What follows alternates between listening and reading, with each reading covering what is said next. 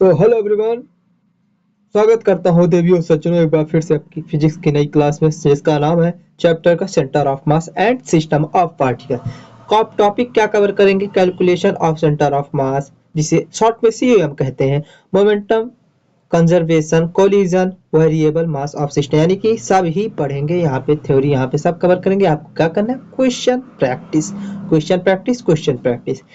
बात करें हम अगर कॉन्सेप्ट ऑफ किसकी, concepts of centre of mass की, तो the point where the net force is assumed to act, F net equal to M C A C M, A vector C M मतलब कि centre of mass किसका? Acceleration का। The total momentum of the system is defined by this point. Momentum की बात करते P vector equal to M V C M, यानी कि velocity centre of mass पे हो गई। Note this concept applied to ट्रांजिश ट्रांसलेशनल मोशन, यह बराबर M A, but not directly to kinetic energy और रोटेशनल मैकेनिक्स। डायरेक्टली किसके? काइनेटिक एनर्जी और रोटेशनल मैकेनिक्स के नहीं होता। देखिए, इस बैट को अगर घुमाएंगे, इसका हर जगह अलग अलग सेंटर मास होता हुआ चला जाएगा। पहले सेंटर मास यहाँ पे होगा, फिर सेंटर मास यहाँ से यहाँ, फिर यहाँ, फिर यहाँ, फिर यहाँ, फिर यहाँ, फिर यहाँ, और फिर लास्ट में बीच में। जिस तरह रोटेट करता जाएगा उस तरह सेंटर मास बदलता जाएगा। यानी कि कहने का मतलब है सेंटर ऑफ मास ऑब्जेक्ट के पोजीशन से बदलता रहता है। जहाँ पे ऑब्जेक्ट का पोजीशन रहता है उस हिसाब से अपना वो सेंटर मास ऑफ फिक्स करता रहता है इधर उधर। ठीक, मास मास मोमेंटम की बात करें, defined as the product of mass and its position, mass into position equal to MR vector में। ठीक, centre of mass system of particles, the position vector of the centre of mass is the weighted average of position vector. Formula का R C M equal to M one R one plus M two R two plus dash dash dash infinity तक by M one plus M to plus dash dash dash. एक formula होगा, important formula, आपको ध्यान में रखना है। Okay, बात करें हम, this can be calculated separately for X Y and Z coordination. अलग अलग इसे हम क्या करेंगे? कैलकुलेट करेंगे। एग्जाम्पल के एक्स एक्सिस के लिए X one M one X one plus M two X two by M one plus M two करेंगे। वाई के लिए हम क्या करेंगे? वाई सेंटर ऑफ मास के लिए M one Y one plus M two Y two, M one Y one plus M two Y two ऐसे करके, और जेड के लिए M one Z one plus M two Z two by M one plus M two ऐसे करके हम निकालेंगे। सबके लिए अलग अलग होगा centre of mass. R one R two R three R C M निकालेंगे तो centre of mass M one M two M three के ऐसे निकालेंगे इसी फॉर्मूला से। ठीक, centre of mass of two particle system की बात करें तो the centre of mass lies on the line joining the two particles, two particles के लाइन ज्वाइनिंग पे लाई करता है centre of mass. The distance of centre of mass from a particle is inversely proportional to mass के inversely proportional होता है क्या? Distance of centre of mass from particles particle is inversely proportional होता है किसके? मास के। आर वन इक्वल टू क्या होगा? M two R one plus by M one plus M two, and R two क्या होगा? M one R by M one plus M two होगा। Rotation of distance की बात करें, रेशियो ऑफ डिस्टेंस की बात करें तो रेशियो क्या होगा डिस्टेंस का? R one by R two क्या हो जाएगा? M one M two by M one हो जाएगा। ठीक, M two by M one. Centre of mass C M of uniform mass distribution, object की बात करें, for object with uniform mass हो, the COM is located at their geometrical center, geometrical center पर rocket करेगा center of mass, the center of a rectangle, disc, sphere और ring, ये सबका अलग अलग होगा। लाइन ऑफ सिमेट्री या लोएस्ट इसे कहेंगे an imaginary line that divided an object into two identical mirror. जैसे आइडेंटिकल मिरर में दो और बांट कर रख देगा क्या? क्या कहते हैं? लाइन ऑफ सिमेट्री, हाफ्स आधा आधा करके। ठीक, for uniform mass distribution the centre of mass always lies on the line of symmetry, हमेशा लाइन ऑफ सिमेट्री के पे लाई करेगा। इस तरह दो हाफ में नहीं बटेगा, इस तरह दो हाफ में बट जाएगा। लाइन ऑफ क्या? लाइन ऑफ सिमेट्री ये बीच से जाएगा। ठीक, हमारा दिल बट रहा है मगर धीरे धीरे। ठीक, लीनियर मास डेंसिटी क्या होती है? Defined as mass per unit length, lambda equal to mass by length होता है। Used for 1D objects like rods or wires for variable density.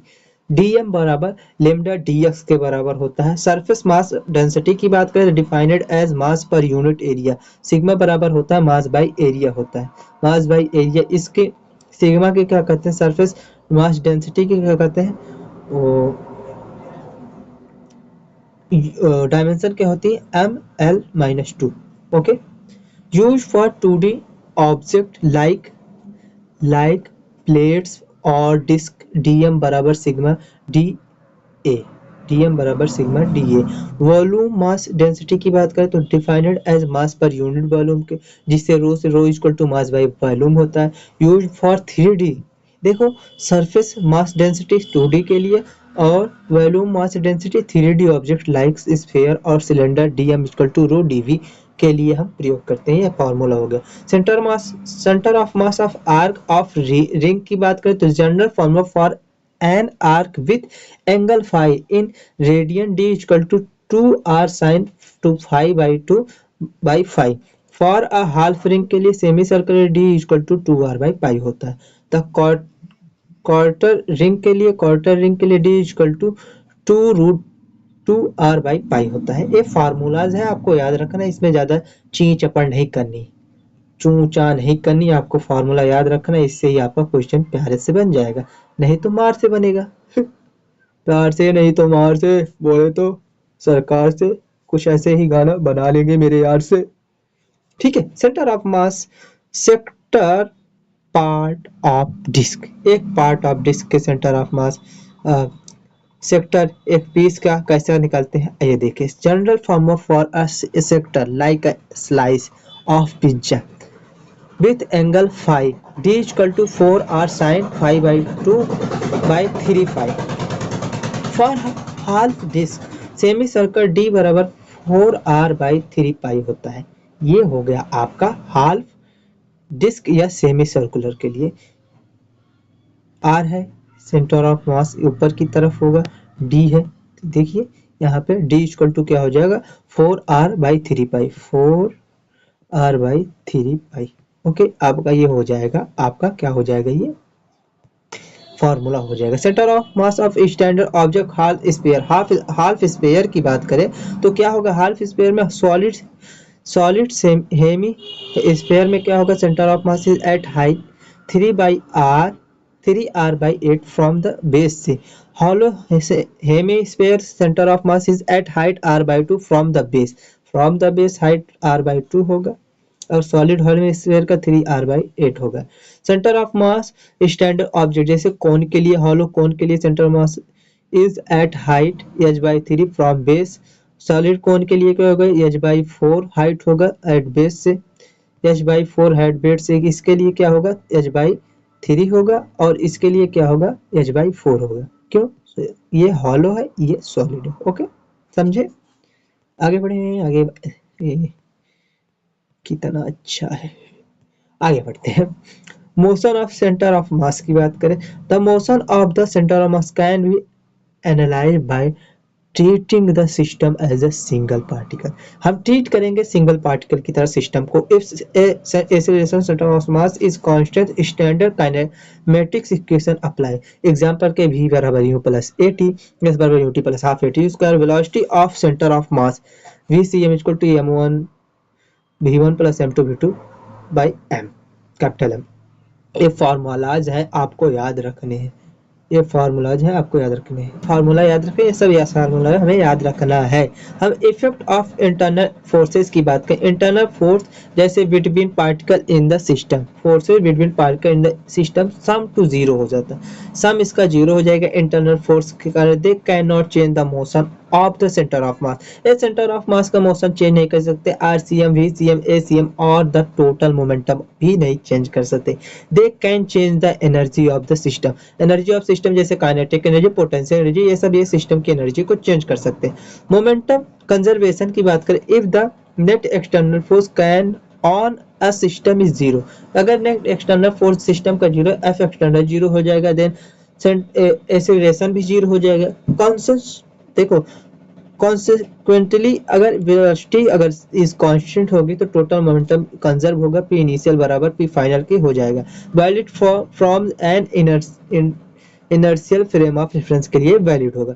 Bomb explosion, gun bullet problem या cannon sales की बात करें तो एक्सप्लोजन आर शॉर्ट ड्यूरेशन के लिए होता है, इवेंट काजेड बाय इंटरनल फोर्स, ये इवेंट किसके कारण होता है, इंटरनल फोर्सेस के कारण होता है। Momentum is conserved, P initial बराबर पी फाइनल के बराबर हो जाएगा, and the path of the centre of mass remain unchange होगा ड्यूरिंग द एक्सप्लोजन, एक्सप्लोजन के समय जो path of the centre of mass होगा अनचेंज होगा। ठीक, एनर्जी ऑफ एक्सप्लोजन की बात करें, kinetic energy just after minus kinetic energy just before, ये होगा का एनर्जी ऑफ एक्सप्लोजन।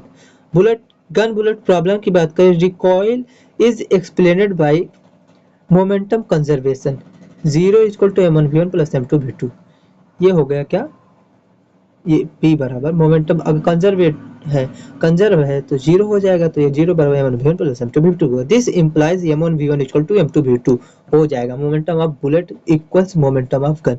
ये देखो bomb explosion, gun bullet problem, cannon से लिए सब किस पे डिपेंड करते हैं, कंजर्वेशन ऑफ मोमेंटम पे होते हैं, conservation of momentum. Okay, muzzles speed की बात करें तो speed v, muzzles speed velocity is the velocity of the bullet with respect to the gun, ये वेलोसिटी होती है किसकी, बुलेट की विथ गन के रिस्पेक्ट में। Vector addition is required to find velocity with respect to ground, ये vector addition होता है, इज रिक्वायर्ड किसके लिए, फाइंड किसके लिए, velocity with respect to ground, v bullet बराबर v bullet by air gun plus v gun. Okay, extensions of momentum conservation, if f external 0 and the system is initially at rest तो ucm बराबर 0 होगा, the center of mass will not move, centre of mass move नहीं करेगा, f external 0 होगा तो ucm 0 हो जाएगा और सेंटर मास ऑफ मूव नहीं करेगा। डिस्प्लेसमेंट रिलेशनशिप्स की बात करें, m1 s1 plus m2 s2 plus dash dash equal to 0, तो ये क्या 0 इक्वल टू 0, ये क्या हो जाएगा, m1 s1 बराबर m2 s2 हो जाएगा। हम इसलिए तेज पढ़ा रहे हैं कि हमें यार 20 मिनट में पूरा आपको कवर करना है और अच्छे से कवर करना है, इसीलिए मैं अपनी स्पीड को ज़्यादा फास्ट रखता हूँ। एक आध मिस्टेक हो जाए तो आप उसे माफ़ करिएगा, अगर नहीं माफ़ कर पाते हैं तो आप पढ़िएगा और क्या करिएगा। Momentum conservation plus energy conservation की बात करें, momentum conservation use when F external क्या हो, 0 हो, यानी कि पी इनिशियल बराबर पी फाइनल, इसका मतलब यहाँ पे आप ध्यान दीजिए एफ एक्सटर्नल 0 है, इसका मतलब क्या होगा, मोमेंटम कंजर्व होगा, मोमेंटम कंजर्व हो तो पी इनिशियल बराबर पी फाइनल होगा, पी इनिशियल बराबर पी फाइनल होगा तो यूसीएम भी 0 होगा, यूसीएम 0 होगा तो क्या पाथ रेस्ट में होगा। Okay,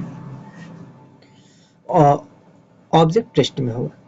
energy conservation used when net work by non conservative force is 0, ये कब यूज होता है, जब नेटवर्क किसके, नॉन कंजर्वेटिव फोर्स के 0 हो, इज 0 हो, k1 plus e1 equal to k2 plus u2। Kinetic energy of particle system, kinetic energy of particle system की बात करें, total kinetic energy can be split into centre of mass, motion and relative motion.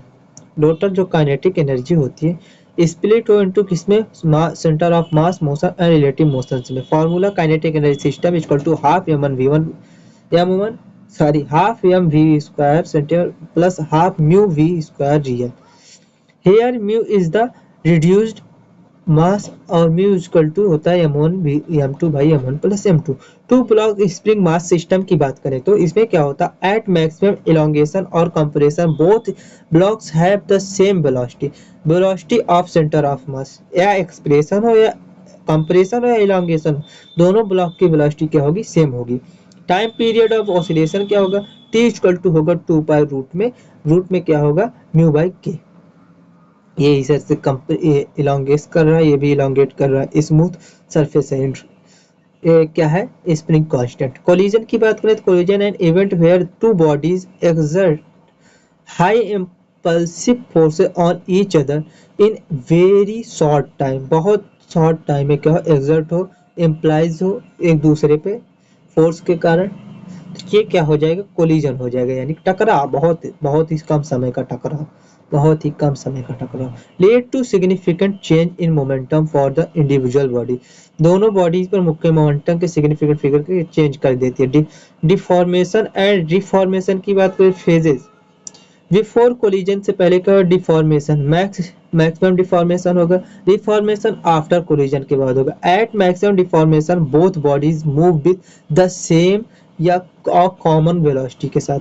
Line of impact, L O I की बात करें, the common normal to the colliding surfaces implies forces act along this line। Head on and oblique collision की बात करें, head on की बात करें, velocities of object are along the line of impact. अगर हेड ऑन होगा तो head से हेड होगा तो क्या होगा, इम्पैक्ट वेलोसिटी अलोंग द किसके, लाइन ऑफ जॉइनिंग के।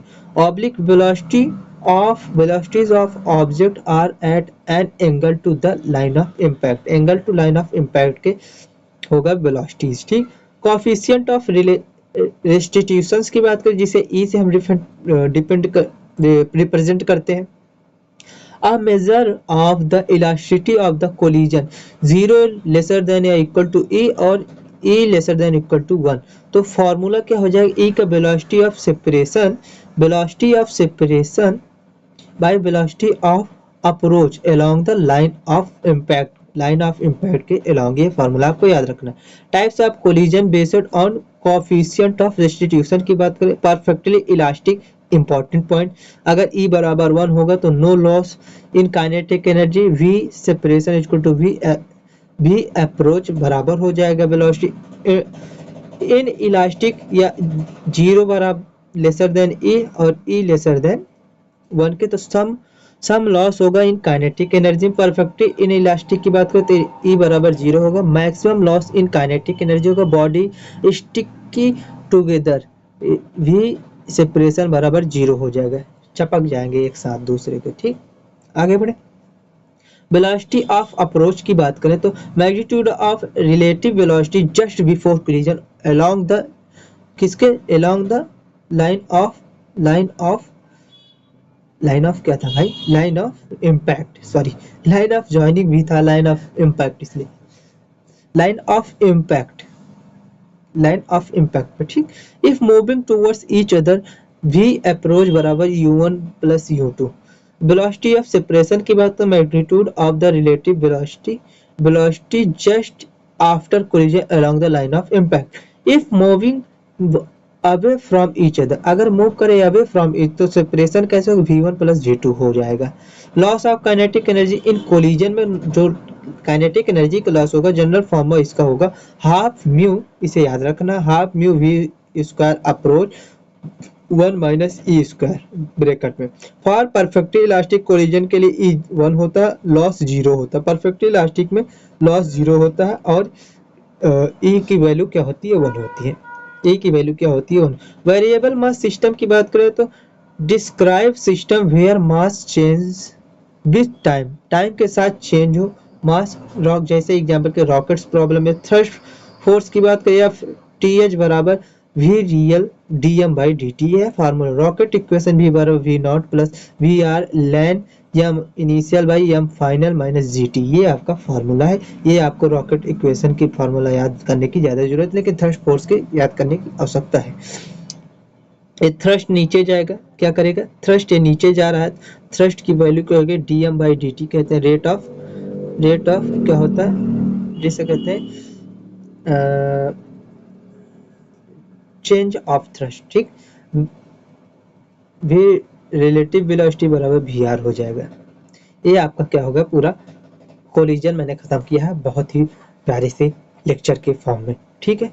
आपको फिर मिलेंगे एक नए लेक्चर में, तब तक के लिए थैंक यू, ओके बाय। आप पढ़ाई करते रहिए, प्यार से रहिए, फिर मिलेंगे, बाय बाय।